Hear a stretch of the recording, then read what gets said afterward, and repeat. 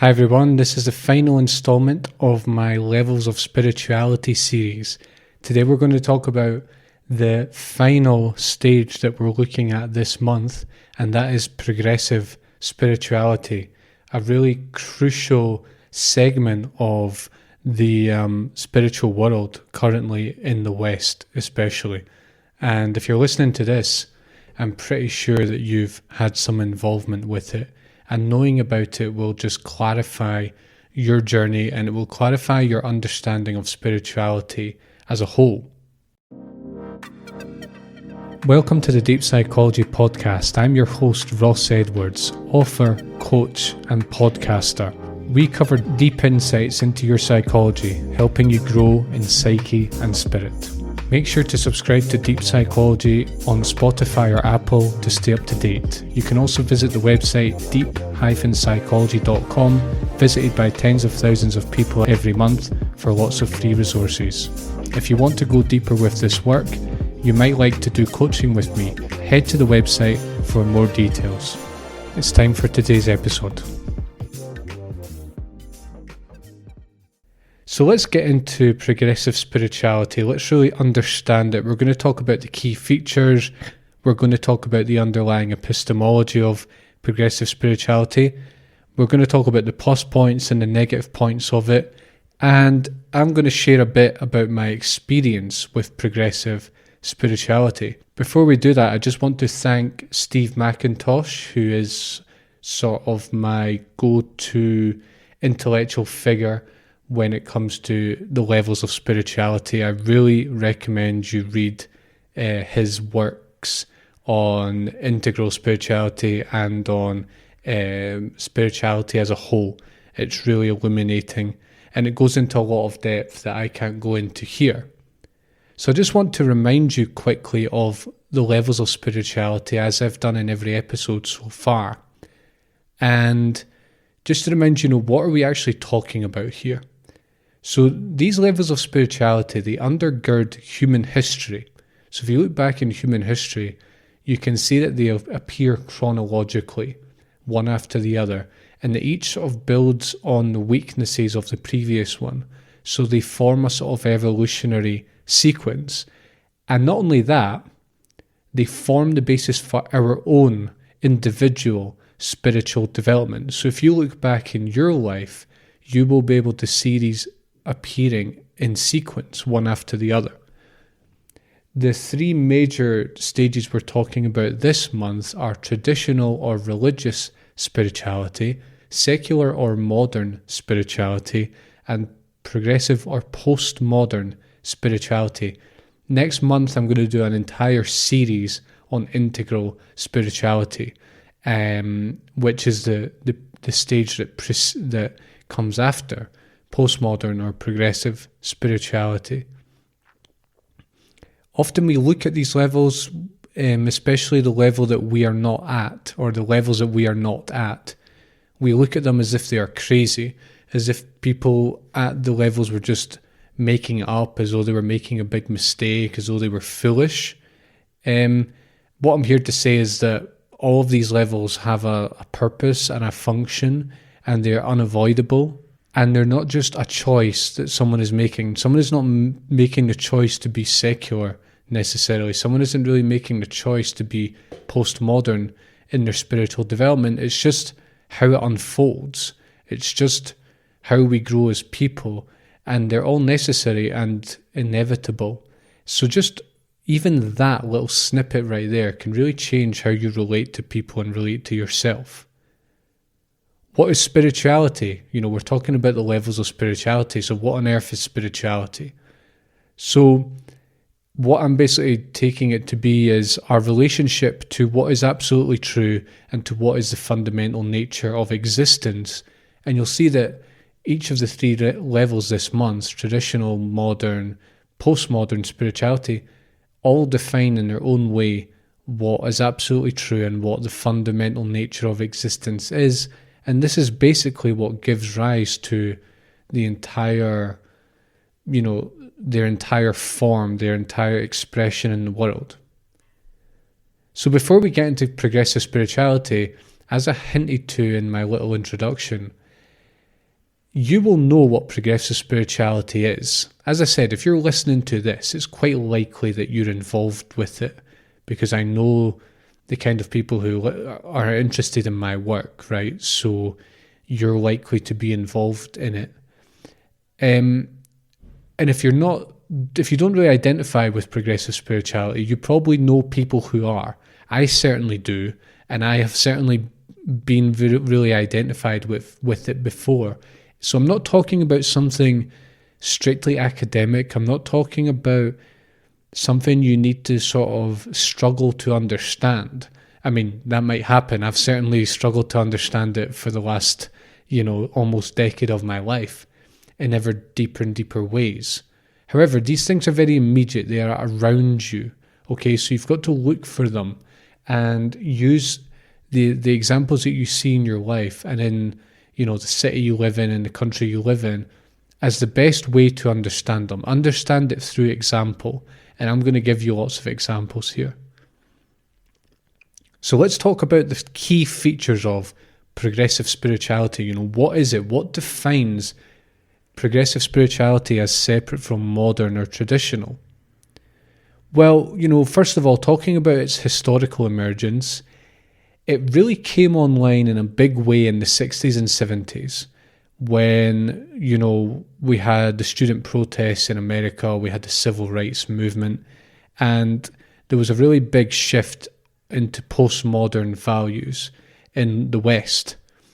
We can also see it in the New Age movement of the 90s when all kinds of different spiritual practices were popular, and New Age bookstores were all over the place, and just the whole alternative spiritual world came around. I was born in 1995, so I don't remember this, but I'm just basing it on the research I've done, that it was very big in the 90s, bigger than it is now even. We can see one of the easiest ways to see and understand progressive spirituality is in Westerners, Americans, Brits, Europeans, who are interested in Eastern traditions, right? So talking about the 60s and 70s, a lot of the American students and a lot of the sort of the progressive spiritual leaders at that time were defined by their interest in Eastern religion, and they were bringing that from the East. In fact, a lot of the big names in progressive spirituality now, in meditation, in mindfulness, in the universities doing the research, like Jon Kabat-Zinn, for example, were American students born and sort of growing up around the time coming of age in the 60s and 70s, who went to India, who went to places like Tibet and to Burma and the Eastern countries to learn Buddhism and Hinduism, and then they came back and translated it into more sort of palatable, more understandable Western terms, right? We see it in the Beatles. The Beatles at the height of their fame, I think it was 1966 or 67, was when they went to India and spent weeks learning at the Maharishi's ashram. And, it was basically Hinduism they were learning. I don't know exactly what he taught, but it was Hindu spirituality, right? So this is a really key marker. It's a key marker of the postmodern movement in general, but it's a key marker of postmodern spirituality. It's associated with eco, green, and progressive culture. So often the two are when you get progressive spirituality, you also get flavors of, ecological concern, of sort of green environmental concern, and of just progressive culture in general. They're pretty blended because the people who practice it are usually postmodernists. We'll talk about that in a minute. It tends to look countercultural or alternative from the point of view of the traditional modern mainstream, right? So to traditionalists and to modernists, Progressive spirituality looks weird. It doesn't seem appealing. It seems sort of pseudoscientific and superstitious. And they even tend to equate it with sort of being childish or being delusional, which in some cases that is a valid criticism. In some cases it's simply because they're not at a level of development necessary to really understand and appreciate these things. Progressive spirituality is really diverse, much more diverse than any other form of spirituality in terms of traditional and modern. And so it's hard to say, well, when I was talking about religious spirituality or traditional, I said, well, if you look at Christianity, if you look at Judaism, if you look at, traditional Islam, you can pretty much see all the fundamental characteristics of traditional and religious spirituality there, because these traditions are fundamentally traditional in many ways, right? So you can sort of pinpoint it to a certain tradition or a certain movement. With postmodern or progressive spirituality, it's really not so easy, because it's not so much about what you practice, it's more about the attitude, right? A progressive spiritual practitioner really dives into a lot of different things. They look at Hinduism, they look at Buddhism, they might even look at Christianity, they'll look at Islam, they'll get involved with Sufism, they'll get involved with meditation, mindfulness, yoga, prayer. They get involved in a whole buffet of things. So don't look for a specific practice or a specific tradition. Look more, is this group or is this person practicing a whole buffet of different things? And that is a pretty reliable marker that you can use to decide if you or someone else is progressive in their spiritual life. Whereas, if someone is traditional, they're going to just practice their Christianity and they're going to demonize all other traditions, religions.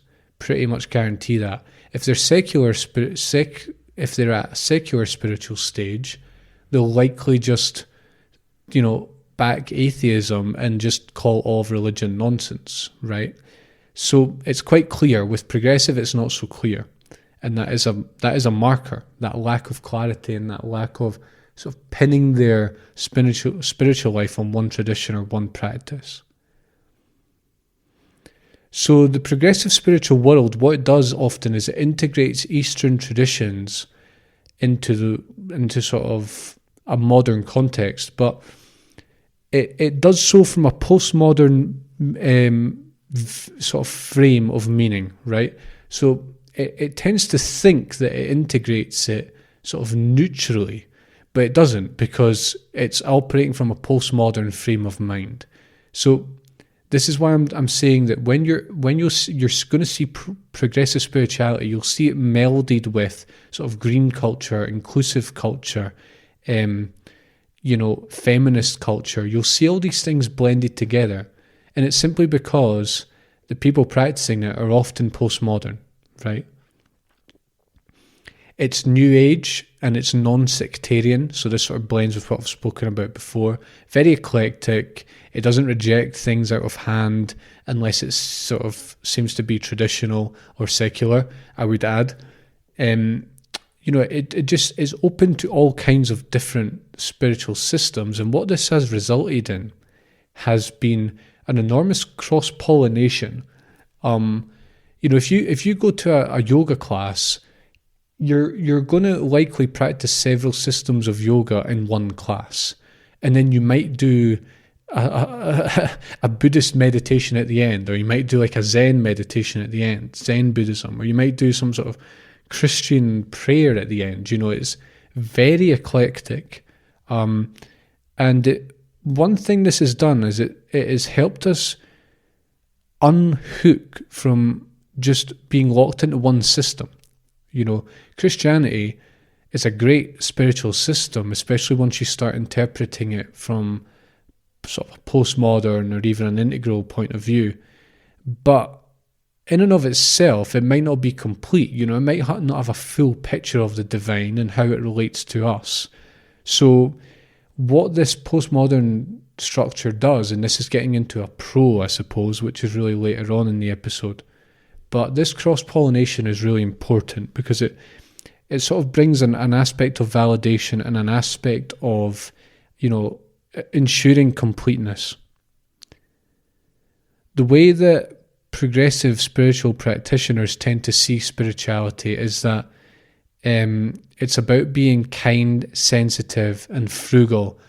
So like in traditional spirituality, it tends to be about sort of self-flagellation, and being sort of God's perfect child, for example, and even restricting oneself. Here it's more about a social thing. It's more about who you are as a person. And often what that means is, how warm are you? How kind are you?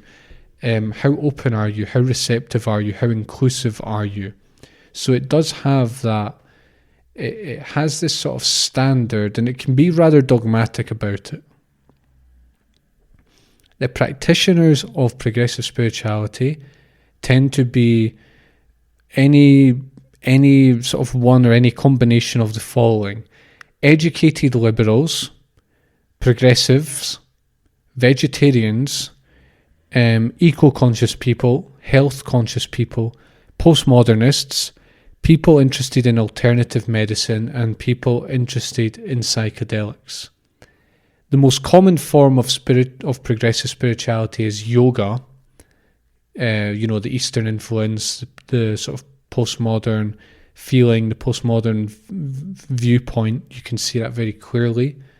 And the peak expression of progressive spirituality is non-duality, which appears in many different spiritual traditions, but if you look at the sort of offerings of progressive spirituality, the deepest one and the most sort of comprehensive one is non-duality. So we've talked about the key traits. Let's now talk about the epistemology of progressive spirituality. We've done this with religious spirituality. We've done it with secular spirituality. Let's talk about progressive. What you'll see is the fourth person perspective. So what the fourth person perspective is that it basically sees the context of all prior meaning making. For example, it's able to reflect on the secular worldview. It's also able to reflect on the traditional worldview as well. And it really questions a lot of the assumptions behind, for example, materialism, which we're going to talk about. The fourth person's perspective is also aware of unconscious factors shaping our worldview and our epistemology, and therefore our relationship to spirit, to the ultimate. It's aware of all the unconscious factors there. So it's aware that, for example, if you're born in the 21st century or the 20th century, it's likely that you think that spirit is a load of nonsense. It's aware of the fact that if you're born in a religious background, it's likely that you're going to just follow, the system that you were brought up in, whereas the previous levels aren't aware of that so much. It tends to see truth as more multifaceted and complex than what one theory or system can encapsulate, which explains why it's so eclectic and why progressive spirituality can seem like a buffet. Because what it does is it looks at these various truth systems, Hinduism, Buddhism, even science, Christianity, anything, and it says none of them are true in and of themselves. So I'm going to investigate them all and try and find what resonates most with me. That is my sort of barometer. What resonates most with me? That's what I'll take. It appreciates symbols at a level that secular doesn't, and in a different way from traditional. Postmodern people appreciate symbols as a symbolic function, not as a literal function, whereas religious spirituality sees them as sort of, it needs a context, it needs a sort of concrete interpretation of symbols. Okay, and that's how it relates to them. It is post-materialist. So it can include the materialistic paradigm, that the world is physical, it exists independently of the mind, but I also sees the limitations of that, and because of the fourth person perspective, easy for me to say, it can see that our mind heavily influences what we believe reality to be. And, part of this comes from, say, quantum mechanics, when we realize that how we measure subatomic particles determines basically what they are, right? So measurement and observation and interpretation are basically synonymous. And the progressive spiritual worldview or epistemology understands this. It's post-rational, so it's sort of going beyond yes and no, beyond logic and strict evidence, and it's open to discovering truth through other modes, which, in my opinion, is simply critical to have a real spiritual life where we are truly awakening to what is real and what is ultimate. It is relative, so it's relativistic, meaning that it sees truth to be contextual. The secular worldview doesn't really see that. It sort of looks at science and sees it as the ultimate, but it realizes the progressive epistemology says, no, even science is relative, and it's not necessarily the best, and that all truth is relative to the surround, to the context, to the person who's constructing it. It's pluralistic, which basically means many truths are possible, not just one system or one paradigm, but many. It is egalitarian in that the epistemology is egalitarian in that no truth is necessarily superior. So this is a good thing because it brings this buffet, this opening, this flowering of many different truths and the cross-pollination of different systems. However, this can also be very problematic, as we'll talk about. Progressive spirituality tends to see spirit as simply non-sectarian oneness, and I think it tends to see it more in the second person in terms of how we relate to other people, rather than as a first-person experience. So before we talk about the plus and the plus points and the downsides, the negative points of progressive spirituality, I want to talk about my experience with it so that you really understand it on a practical level, what it means, and so that you yourself can begin to identify if you've been through a progressive spiritual stage, if you're currently in one, people that are close to you, and all that good stuff. So for me, I think my progressive spiritual stage started in about 2016. Before then, as I've spoken about in previous episodes this month, I didn't really have much of a spiritual life. I was a very secular spiritual person. I saw the beauty in maths and physics and chemistry and the sciences. I sort of, my poster boys, as it were Stephen Hawking, and basically anyone that was an atheist and has a good, strong, rational argument against God and all the rest of it. I was really a big fan of that. And what happened in 2016 was I was going through a Beatles phase. Haven't we all been through a Beatles phase? And one day I was watching a YouTube video about the Beatles, and I saw in the suggested video section the Beatles and TM, or the Beatles and meditation. It's quite a popular video, so I'm sure if you search for something along those lines, it'll pop up. And I think what the video is, it's George Harrison and John Lennon talking about their experience with meditation. So I'd sort of heard of meditation, I'd heard possibly it had some benefits, but I just, I didn't really know anything. I'd never done it before. So, I don't know, I was interested. I was kind of like, this is weird, why are George Harrison and John Lennon talking about meditation? So I watched the video, and then that sort of got me interested because they were saying some interesting and sort of wacky things about it. And in the suggested videos to that video, there was a video of how to meditate, and it was about 15 minutes long, and I kind of thought, maybe it's not so difficult. You know, it sounds weird, but maybe it's not that hard if it only takes 15 minutes to learn this technique. So I watched that video and I did a meditation. I remember the first time I tried that meditation, it was like a thought observation meditation. Looking back now, something within me knew that this was a good idea, right? You know, the speaker, the person explaining it was very convincing. I'll give them that. But also there was something inside me that felt something deep, and that felt that I was sort of coming home as I was doing that meditation. And I also remember part of me saying, I've been thinking my whole life, but I've not been aware of it. So this got me really interested in meditation.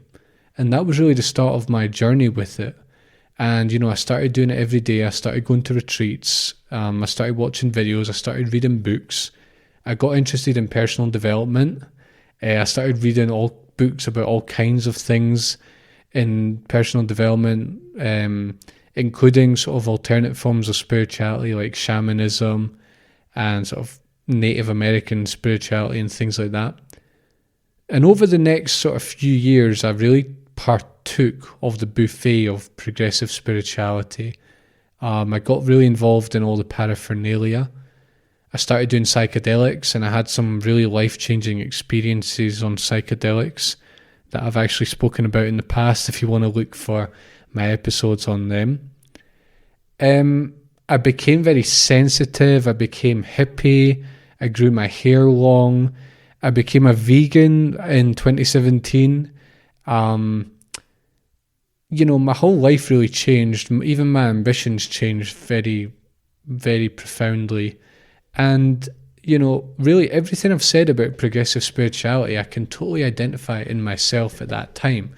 You know, I was going to groups like Buddhist groups, and really anything I could get my hands on, I was interested in it. I became countercultural. I started sort of heavily judging the rest of society. I saw Western society as being deluded and sort of in the dark ages, and you know, sort of fundamentally corrupt, and all, you know, the typical things that progressive people tend to believe. So that's just a quick summary, but I hope you can see that in there are a lot of the features of progressive spirituality.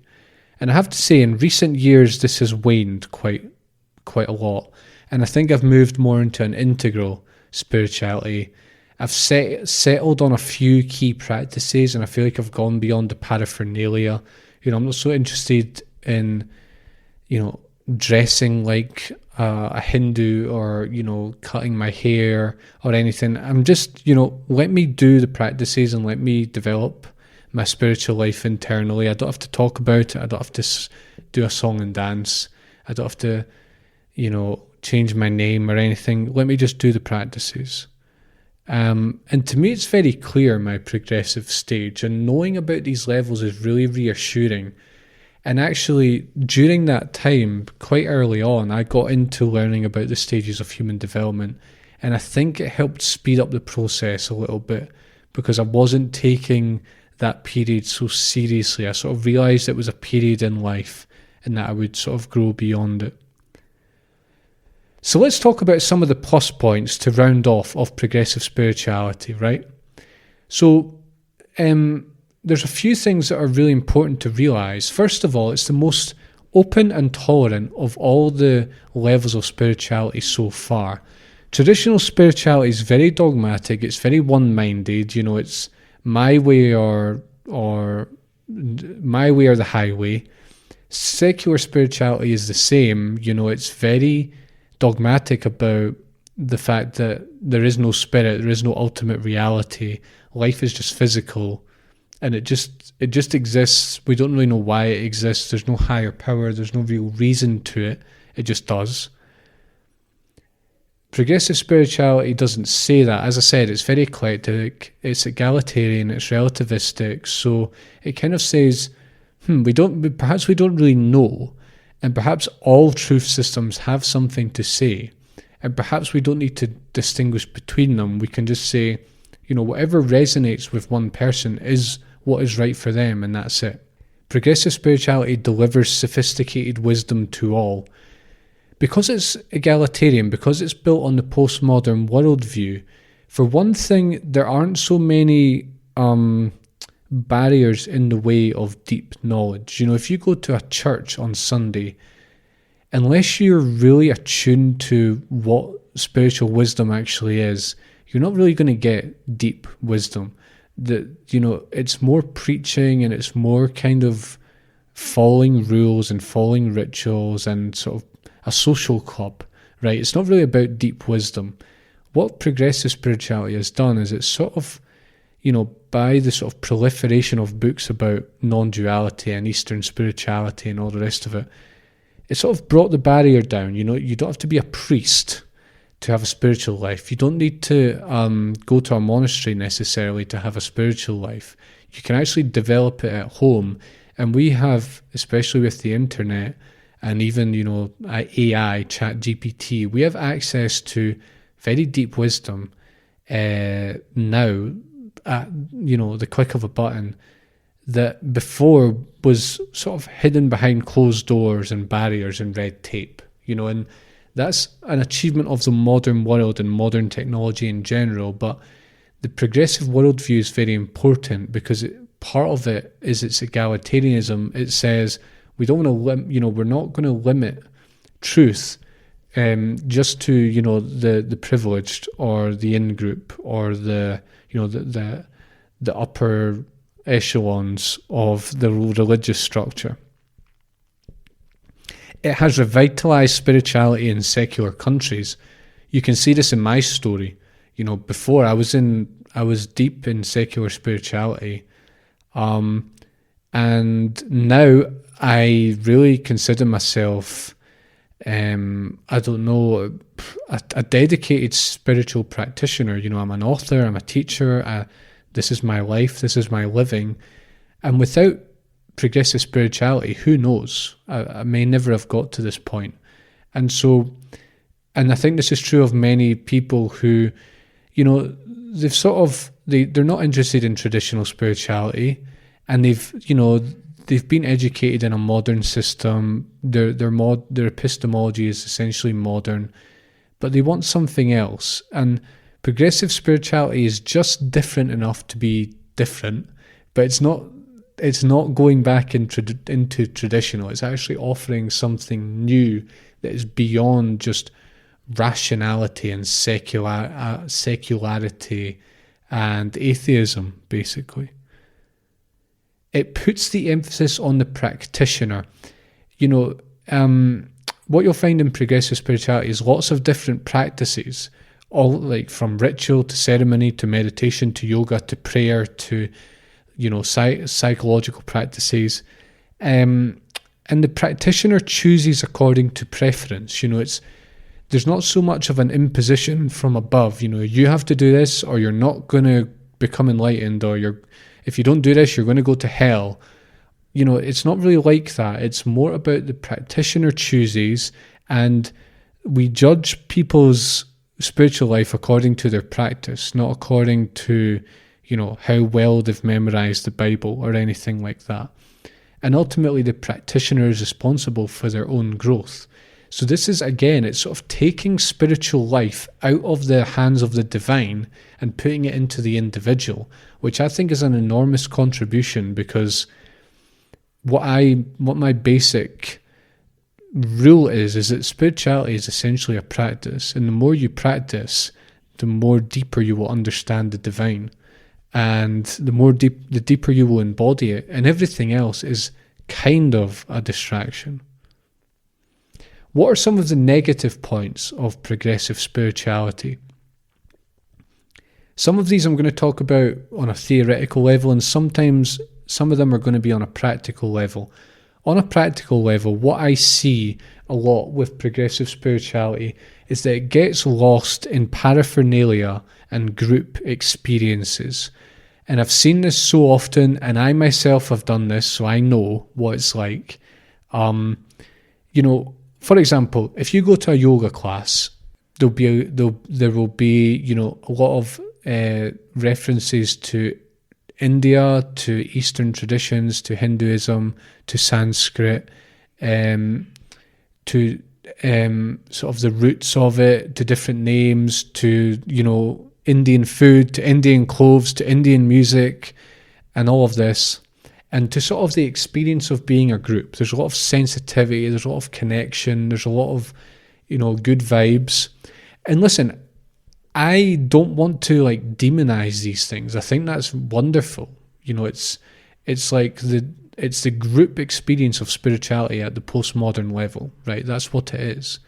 However, what I'd noticed with people is they confuse all of this for actual like direct spiritual experience, spiritual growth, and real spiritual life. And to me, these things are not true spirituality, right? It's kind of like if you were to play soccer or football. I'm Scottish, so I call it football, but I know I've got a lot of listeners in the US. If you were to play soccer and you got really into your soccer, your football, so much so that, you know, you wanted the best boots, the best football boots, you wanted the best clothes, you wanted the best, you know, the best kit. You wanted to make sure you were looking good when you were playing football. You knew all the names of the players, you know, you knew all the teams. You got obsessed with all the scores and everything. Let me ask you one thing.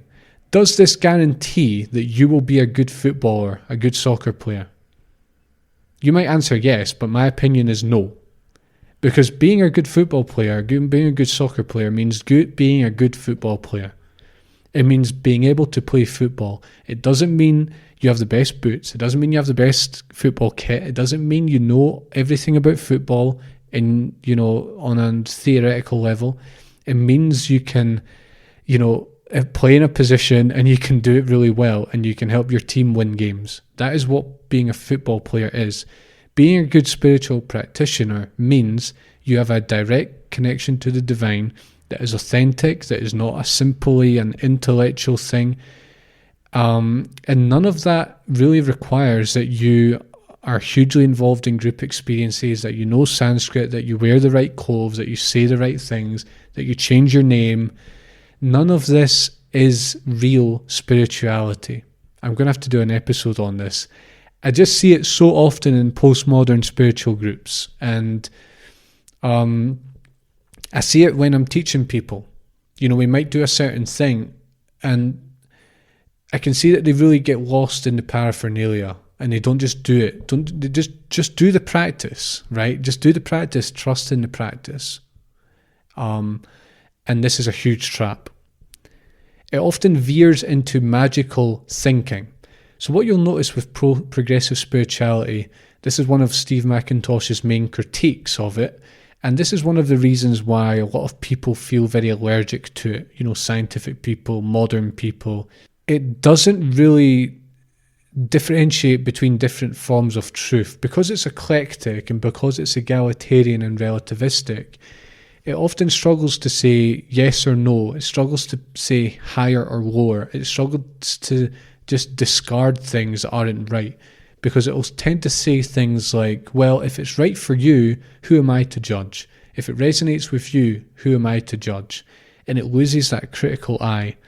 And again, this can get you lost in paraphernalia. It can get you can go down a lot of dead ends. You can think you're making spiritual progress when you're really not, and so on. It struggles to differentiate true science from pseudoscience. So in progressive spirituality, you tend to get a lot of, the explanations for it tend to draw on science to some level. A lot of times it's pseudoscience, though. It's not real science. It's not science that you could go into a university and be accepted by or for. You couldn't really write a scientific book about it. It wouldn't be accepted. You know, so I'm not saying necessarily that it has to do that, because ultimately a lot of these things will simply be beyond current scientific understanding, and science will eventually come to understand it, as always happens.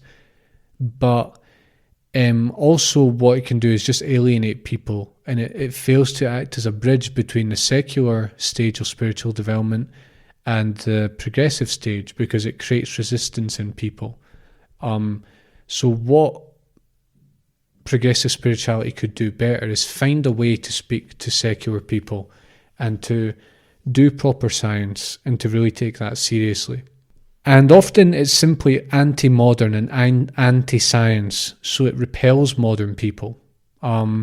It cuts off from secularity, from atheism, from science, from the modern way of thinking so much that it just, it doesn't integrate it, and it doesn't really listen to it and understand it and integrate the lessons.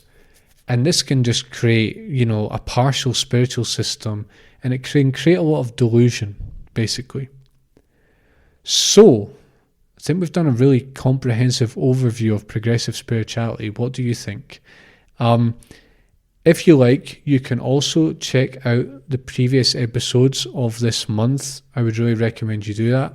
I have the intro to levels of spirituality. I have an episode on traditional spirituality. I have an episode on secular spirituality to go along with everything I've said today.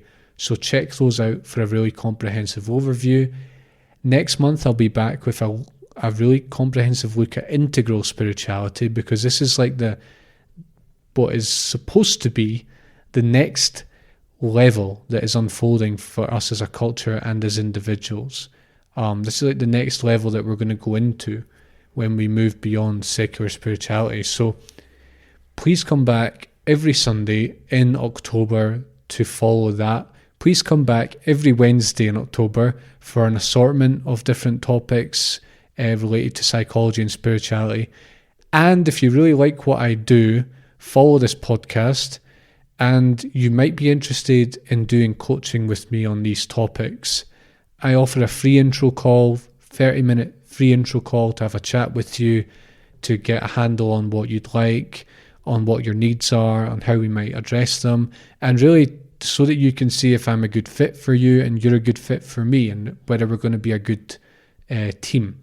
So if you're interested in coaching, please get in touch. I don't have that much availability, but there is some, so make sure to check that out on the website. Go to my homepage, deep-psychology.com, to find out more info. All right, I'm going to say goodbye. Thanks a lot for tuning in for this episode. I'll see you very soon for the next one. Goodbye. Thanks for listening. If you liked this episode, please leave a review and make sure to subscribe on Apple or Spotify. If you'd like to go deeper with this work, head to deep-psychology.com to do coaching with me. Thanks a lot, and I'll see you soon.